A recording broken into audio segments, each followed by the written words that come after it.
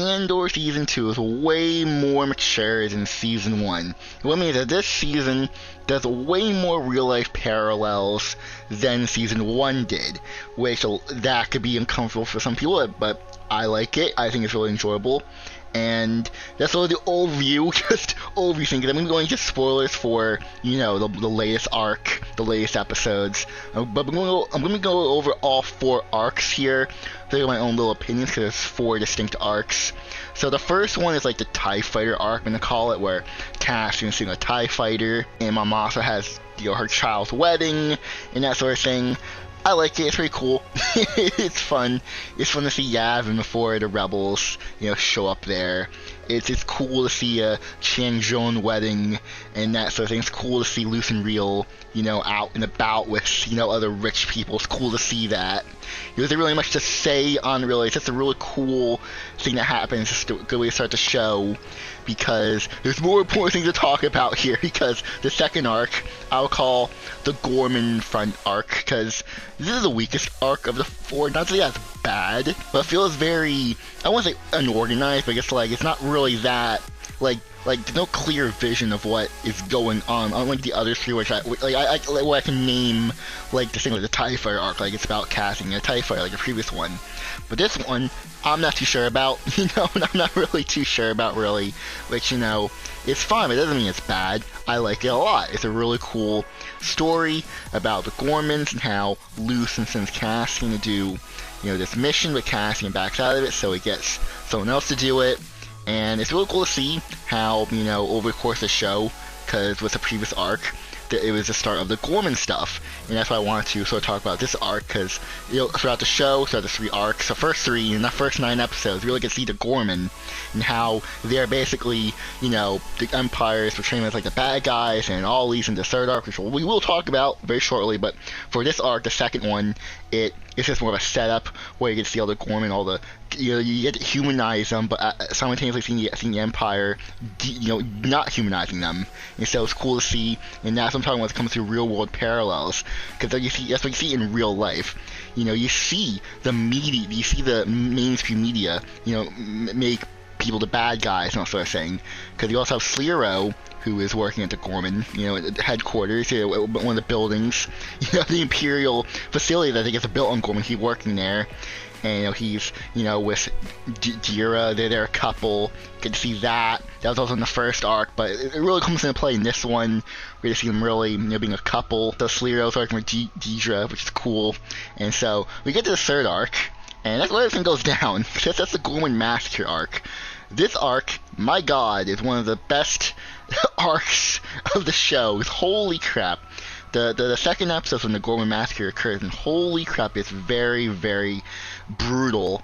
And Slero is like my second favorite character. Season 2 really made him much more of an interesting character. And I say I didn't like him in Season 1. He was really great in Season 1. But in Season 2, I was like, oh my god, he's just a really relatable guy. He's a bad guy, but he's really, really relatable. And seeing him as one of the POVs for the Gorman Massacre is really, really creative. And also seeing Cassian there trying to assassinate Deidre. Hopefully I'm saying that name correctly. I'm sorry, there's a lot of names to remember here, because there's a lot of things to talk about here.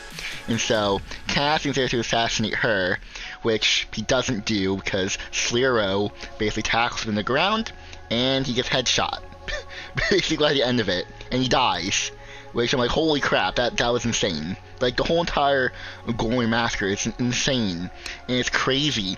And the only good thing that came out of this massacre is that K2SO emerged, because, you know, they destroyed one of the, because they brought up the KX units, and they just caused havoc.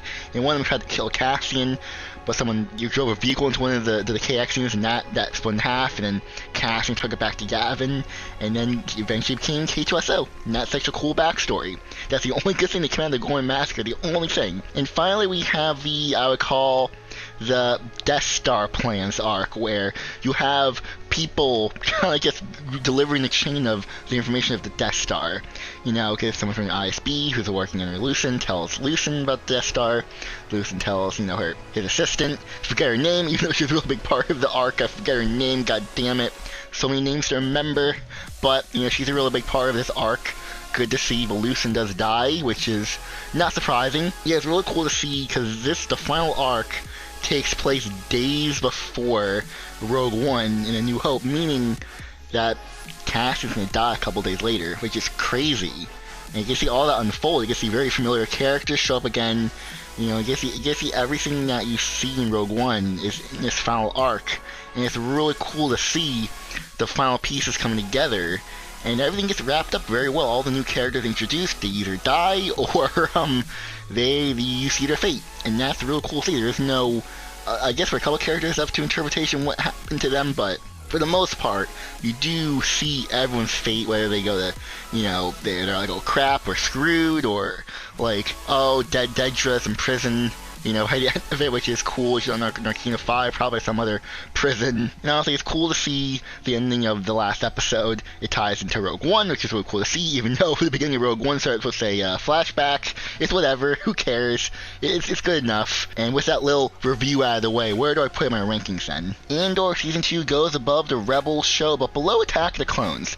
Yes, I really like Andor Season 2, but it's kind of difficult to rank with a lot of the greats in Star Wars. I guess it is great, and this is like peak Star Wars, but comparing to other peak Star Wars stuff is very difficult to rank, and so obviously, like, people are going to be upset with where I put this. I understand that, but that's just where I put it, because I really like the style of Andor. I know a lot of people don't, but I really do, and so having Season 2 sort of continue that, it's just, I think it's a slightly better version of Season 1. But we're not done, no, because we have to talk about the entirety of Andor now, because the show's over.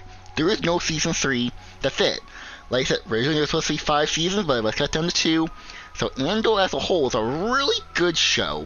From start to end, it's really good, it's really well written, and it's a surprise that this came out of Star Wars. It's a surprise out of modern day Star Wars, like Lucasfilm.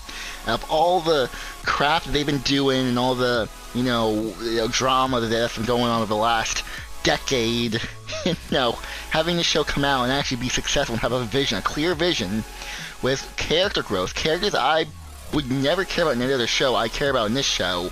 It's a testament to how good the writing of this show is. And Tony Gilroy, any criticism of the show, I understand. Really, except for the screws and bolts and screws and bricks. I mean, that's kind of a ridiculous claim. But besides that, like, everything else is there. Season 2 got a lot more mature. You know, a show like this has to exist. You know, there has to be something that's grounded. You know, having something that's grounded in Star Wars is always, you know, cool to see. And having something this realistic in Star Wars is fine to me. I don't want every show being like this, but having one show and it being Andor is all good for me. So with that being said, where do I put this in my rankings? So the entire Andor show goes above The Phantom Menace, but below Return of the Jedi. Yes, this is, it's crazy. I'm not putting it top 10. It's just going below top 10, because I really love the show, like I said, and trying to put it above Return of the Jedi or the Clone Wars, you know, I can't do that. I have way more of a personal connection with those shows. Yes, I do have a personal connection with Andor. Like, yes, yes, it's really cool that, you know, it really ties into Rogue One and, you know, the core of Star Wars and all sort of thing, but, you know, I can't for the life of me put it above Return of the Jedi. I really cannot. I can only put it up to here. You know, putting it even above the prequel films is really bold of me to do. And I know people are going to hate me for that. I understand that, but they're going to feel they're going to like that. I understand. That's where I'm putting it. Do you agree or disagree with where I place Andor Season 2 and Andor as a whole? We're going to end it here. So if you guys enjoyed, hit the like button and subscribe to go now. So, goodbye, everyone.